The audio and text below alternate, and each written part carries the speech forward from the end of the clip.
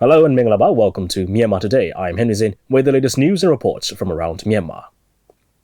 Vietnam prepared a report on the 4th anniversary of NCA as a bridge to the country's bright future. Akacho got a report on the Wonder Festival highlights. DJ Zin has two reports for us, one on media knowledge about insurance and another one on the process of providing housing for the retirees. Before we get to the reports, let's check on some local news. State Councillor Aung San Suu Kyi attended the 22nd ASEAN Plus 3 Summit, the special lunch on sustainable development, the 14th East Asia Summit, the 22nd ASEAN-Japan Summit, the 3rd Regional Comprehensive Economic Partnership Summit, and the closing ceremonies of the 35th ASEAN Summit and related summits, the handover ceremony of ASEAN Chairmanship of 2020 and the 11th Mekong-Japan Summit on Monday. The State Councillor attended the 14th East Asia Summit to discuss cooperation among the member countries and future objectives. The officials exchanged views on regional and international affairs. The meeting was also attended by Union Ministers U Taunton and U Jodin. She also attended the 22nd ASEAN-Japan Summit to exchange views on cooperation between ASEAN and Japan, plans for upcoming years, and matters related to regional and international affairs. The State Councillor also took part in the 3rd Regional Comprehensive Economic Partnership Summit to exchange views on coordination. The Myanmar Engineering Council and the China Association for Science and Technology signed a mutual recognition agreement on Monday as part of a program conducted by Myanmar to expand such agreement with other foreign engineering associations. The signing ceremony was held at the function hall of MNC headquarters in Yangon, attended by Union Minister for Construction U Hanzo. He said Myanmar and China are cooperating in engineering works in both union and private levels, and that the registration of Chinese engineers will benefit the country and engineering community as many engineers from non-ASEAN member countries are working in Myanmar. The population of birds at the Indorji Lake has registered an increase in numbers, with flocks of winged visitors returning to the lake for the winter season, according to the Environment and Wildlife Conservation Department. Every year, migratory birds from Russia, Siberia, and northern China flock to the freshwater lake, where there is abundant food, away from colder regions with frozen lakes and short food supply that make it difficult for them to survive. The migratory birds usually arrive in October every year, and they leave the lake by April end. A local resident said a variety of migratory birds can be seen in March. This year, the number has reached 30,000. There are about 37 to 45 migratory bird species at the Indorji Wildlife Sanctuary during the winter season, according to the department. That's all with the local news, and we're moving on to our first report. The ceremony to mark the 4th anniversary of nationwide ceasefire agreement was held on 28th of October in Naypyidaw. During her opening speech, the State Councillor Aung San Suu Kyi stressed that the government will also strive for the establishment of 3 peace processes, and NCA signatories welcomed the statement. DJ reports.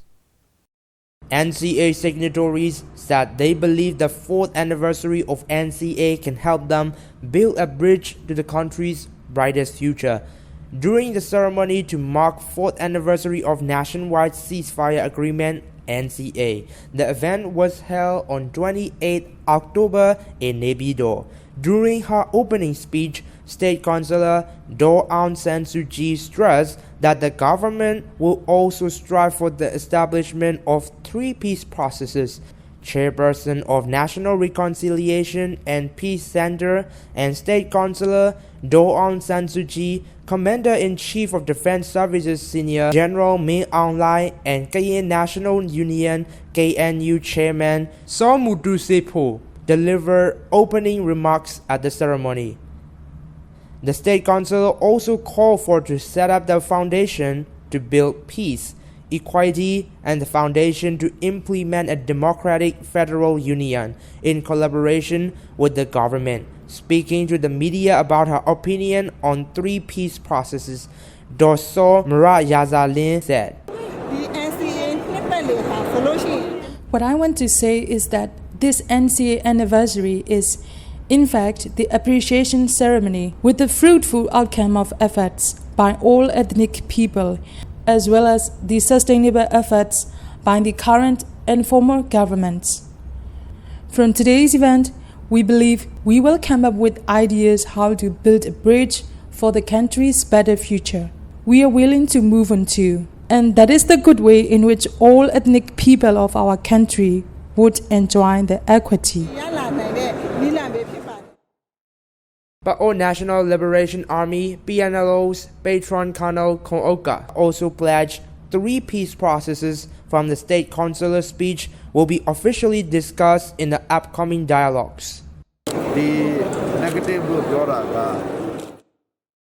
As regards the peace processes, we are very positive as we have been involved in the process. But for example, if people seek only their individual interest or their own community interest, you can say it's a sign of negative. However, if they can seek for the benefits of the whole union, it will be positive. But mostly there are some misunderstandings. At the moment, we are also discussing what the State Councillor mentioned here, namely 3 peace processes, and that topic will be officially included in the upcoming meetings, which can resume probably during November.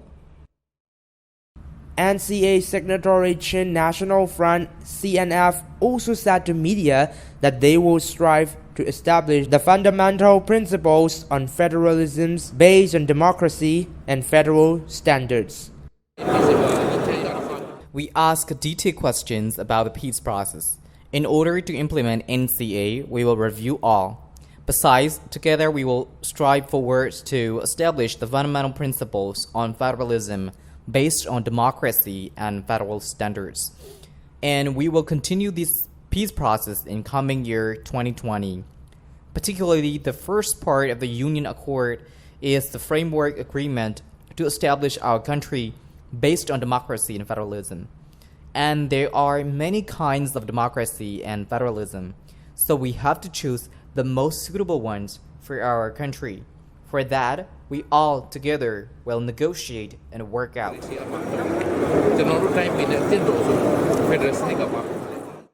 The 4th anniversary event of NCA was held in Naypyidaw on 28th October 2019. It was attended by President U Win Myint and State Councillor Do Aung San Suu Kyi, former President U Tin Jaw, Vice Presidents and Commander-in-Chief of Defense Services, Senior General Min Aung Hlaing, representatives from the signatory of ethnic armed groups, diplomats, and invited guests. That's a report on the 4th anniversary of NCA as a bridge to the country's bright future. Alright, we'll move on to weather forecast. In Yangon, there will be a morning shower in spots, otherwise mostly cloudy, unhealthy air quality for sensitive groups during the day, and there will be patchy clouds at night. The temperature throughout the day will be in the mid-30s, and there's 58% chance of rain for the day, with wind gusts at 15 km per hour.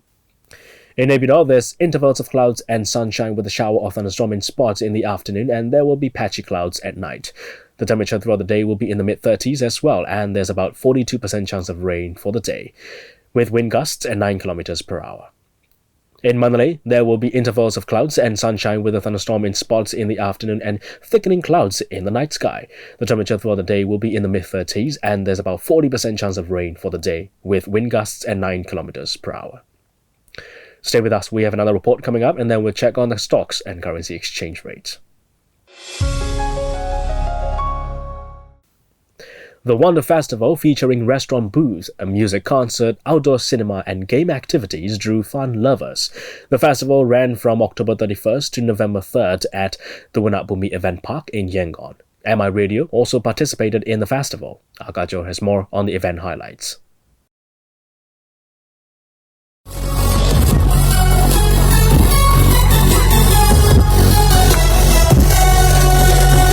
The Wonder Festival, featuring restaurant booths, music concert, outdoor cinema, and game activities, drew fun lovers.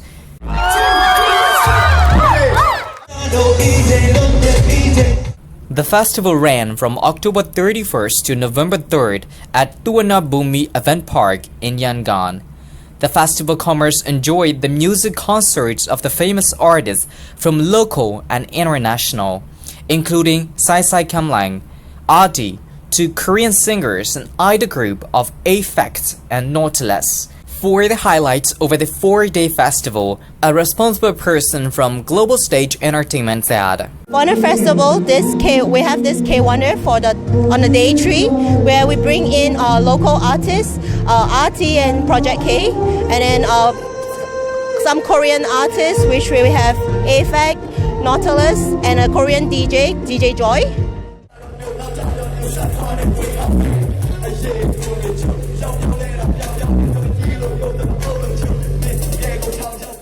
They should come to Wonder Festival because it's a 4-day event where we have fun, games, concerts, and all this different kind of events and activities. And then on our 3rd day, which is this K Wonder Music Festival, it's part of it. Okay, this is our first festival. We'll be doing it in the future yearly, and I hope that everyone will come and support. Give us your comments and let us know how we can improve. And then we want to bring a fun place, event, a festival, biggest festival in Myanmar for all their audience, also for everyone around in Myanmar. On October 31st, the festival comers enjoyed the Halloween costume party where the best costumes won prizes.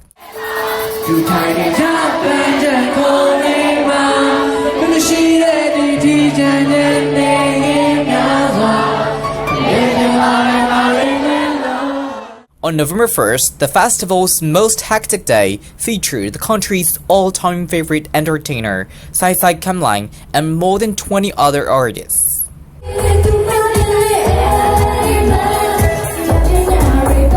On November 2nd, the K-Wonder Music Concert 2019, where Korean rising star Nautilus and K-pop idol group Affect had a meet and greet with fans, as well as the performances.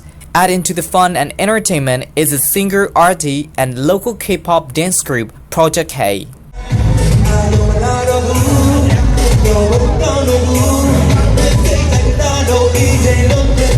On November 3rd, the final day of the festival, the outdoor cinema screened the local horror film Leipia San A, The Only Mom, at the Midtown Cinema Session. MI Radio also interviewed the artists who performed at the festival. 네, 안녕하세요. 저는 한국의 가수 노틸러스라고 합니다. I'm very glad to come and perform at Wonder Festival in Myanmar. I have prepared to perform the songs that Myanmar audience will love. So I'll be performing that. Also, I'll be performing my newly released song, and I'd like to invite all to come and share fun with me.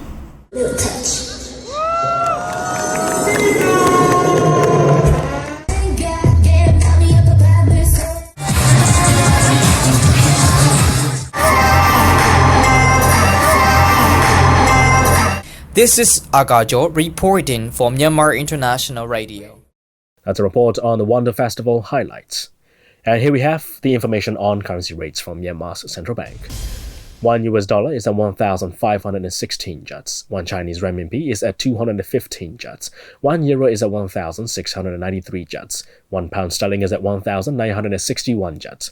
1 Singapore dollar is at 1,117 kyats. 1 Malaysian ringgit is at 365 kyats. 1 Thai baht is at 50 kyats, and the Indian rupee is at 21 kyats. Gold is trading at $1,505. Silver is at $18, and Brent crude oil is at $56. On the Yangon Stock Exchange, FMI is at 11,500. MTSH is at 3,950. MCB is at 8,200. FPB is at 23,000. TMH is at 3,000.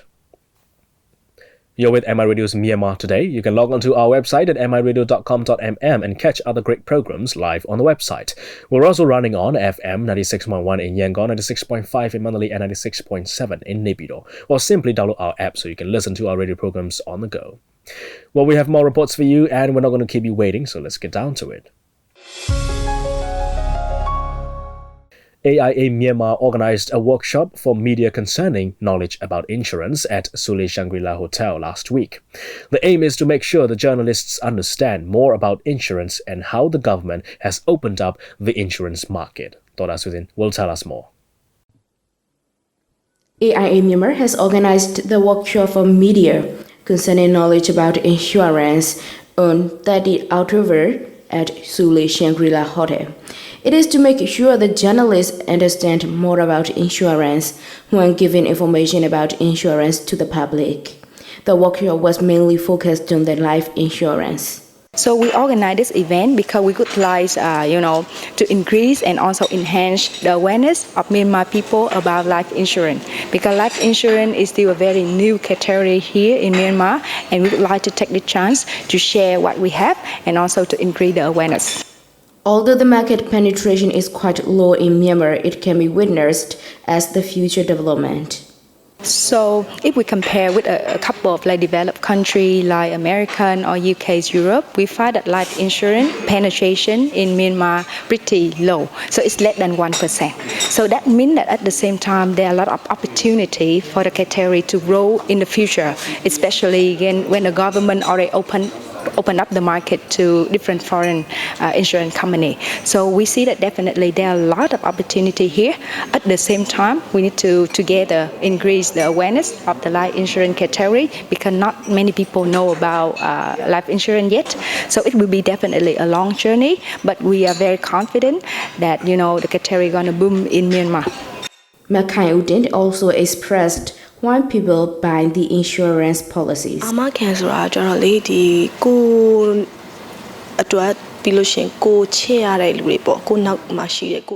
Insurance means the protection for us, for our beloved persons, and for our dependents financially. There are various types of insurances: life insurance, health insurance, and general insurance. Whatever the type is, insurance generally means the protection for all of us. For example, if one person isn't feeling well, having health insurance will provide the cost for the treatments according to the units he or she has saved as insurance. And for the life insurance, when a person grows older or dies accidentally, we think of what will happen to his or her family or the dependents. In such way, we provide financial statements for them, and this is the main fact of what life insurance is. စီစဉ်ပေးထားတဲ့အပိုင်းပေါ့ဆိုတော့ကျတော့ကိုမရှိတဲ့အချိန်မှာကိုအလုံးမလုံးနိုင်တဲ့အချိန်မှာသူတို့ရဲ့နောင်ရေးတွေစိတ်အေးရဖို့အတွက်ကို life insurance ကအရေးကြီးတယ်ပေါ့ In the previous year, the knowledge about insurance was not well known in Myanmar. However, after the startup of some insurance companies and the government's open up, the awareness was raised. To make sure the penetration is stronger, it is also necessary to have variety of products for the consumers. အဓိကကျတော့ဒီမှာကလေအရန် popular မဖြစ်သေးရလဲပါတယ်ဒါပေမဲ့ We make this kind of knowledge sharing sections in order to educate the public to increase their awareness. During 6 years, the market for Myanmar insurance has improved a lot. There is a good potential for the market for Myanmar insurance. နေပါရင်လူတွေတဖြည်းဖြည်းနဲ့တိလာကြတာအသက်အမခံချမ်းမာရေးအမခံလည်းလူတွေတဖြည်းဖြည်းနဲ့တိလာမှာပါဟုတ် So I think that, together, because life insurance is a pretty huge category, right? So one company and one person by themselves cannot grow the category. We need to do it together. That is the reason why I think that AA is like one single company. We need all of you, the media, will play the role of the ambassador to help the category grow and also increase the awareness of the category to help Myanmar people to understand why they need insurance, how it helps to protect themselves. This is definitely a very important thing that we would like to do at a company. Yep. That's all for now. This is Dora Susan from MI Radio. That's a report on media knowledge about insurance. Well, here's the last report on the process of providing housing for the retirees. In the second Amyoda Luto 14th session held on Monday, Deputy Minister for Construction, Woo Jolin, responded to the question concerning providing housing for the government employees for their convenience of living after retirement. DJ Henry Zin reports. In the second Muda Ludo 14 session held on Monday, the process of providing housing for the retired government employees was presented. In 2017, the government had led to conduct a survey concerning the housing needs of the retired government employees by spreading the question sheets to the respective ministries.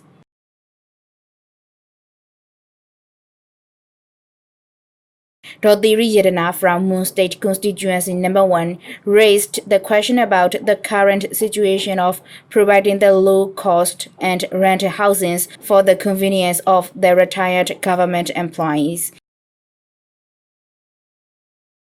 Concerning this question, Deputy Minister for Construction Wu Zhou-lin has presented the detailed information.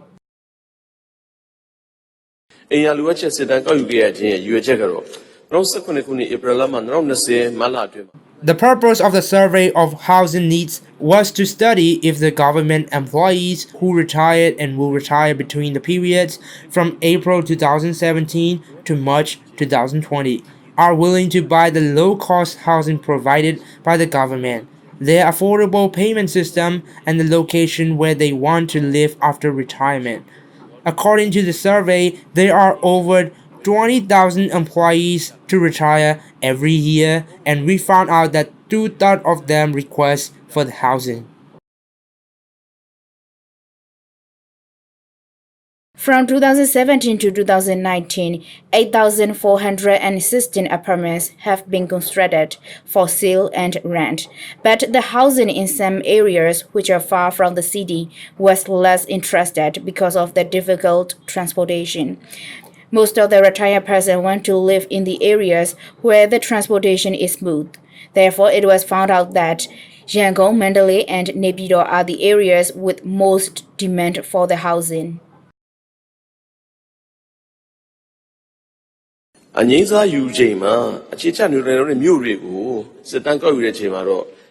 We did survey about the areas where the retired employees want to live based on the number of retired employees of a year. Then we have got the result that 10,819 retirees want to move to and live in Yangon, and 3,663 want to be in Mandalay, and 1,125 are willing to live in Naypyidaw. That's why the housing need in Yangon is the highest. We also noticed that besides selling the low-cost housing to the retirees, there are some necessities for the rental housing for those who cannot buy the housing. For the housing construction for rent and sale, the official budget provided by the government is applied together with private-public partnership PPP system. Moreover, loans from international organizations are also received. In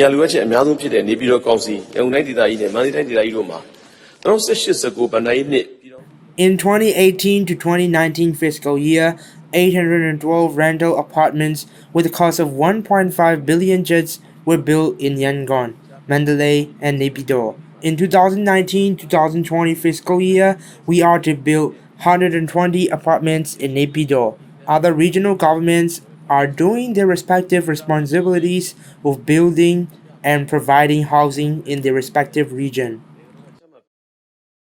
That's all for now. This is Dora Susan from MI Radio. That's all the reports we have for today. We're going to look into some international news here on Myanmar Today. Both TikTok and Apple have declined to testify to U.S. Congress in a hearing about their ties to China. Tuesday's hearing is designed to explore the relationships the U.S.-based technology industry has with China and whether there are national security issues as a result.